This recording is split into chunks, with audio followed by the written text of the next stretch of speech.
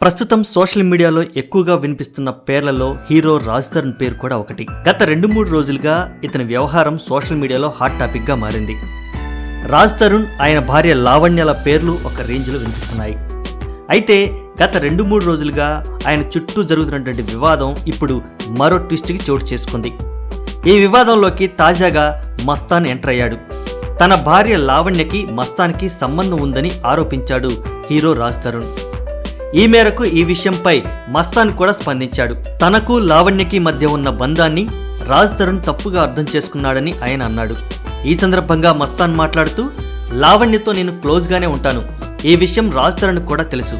కానీ అతడు ఆరోపిస్తున్నట్టు నేను లావణ్యతో లివ్ ఇన్ రిలేషన్లో లేను. రాజ్ తరుణ్ కింద రూమ్లో ఉంటే పైన గదిలో నేను లావణ్య తలుపులేసుకుని ఉన్నామనే ఆరోపణ తప్పు. లావణ్యని ఎప్పుడూ రాజ్ తరుణ్ నుంచి విడదీయాలని నేను అనుకోలేదు. మేమిద్దరమే రూమ్లోకి వెళ్ళి తలుపులేసుకున్న సందర్భాలేమీ లేవు. క్యాజువల్గా కూర్చొని మాట్లాడుకుంటాము. తనపై లావణ్యపై కేసు పడిన తర్వాత ఆ కేసుపై చర్చించేందుకు తను ఎక్కువగా లావణ్య ఇంటికి వెళ్ళానని, ఈ 2 నెలల్లో ఒక 15 సార్లు వెళ్ళి ఉంటానని, ఆ మాత్రం దానికే రాజ్ తరుణ్ అపార్థం చేసుకున్నాడని అంటున్నాడు మస్తాన్. అటు లావణ్య కూడా ఇదే మాట చెబుతోంది.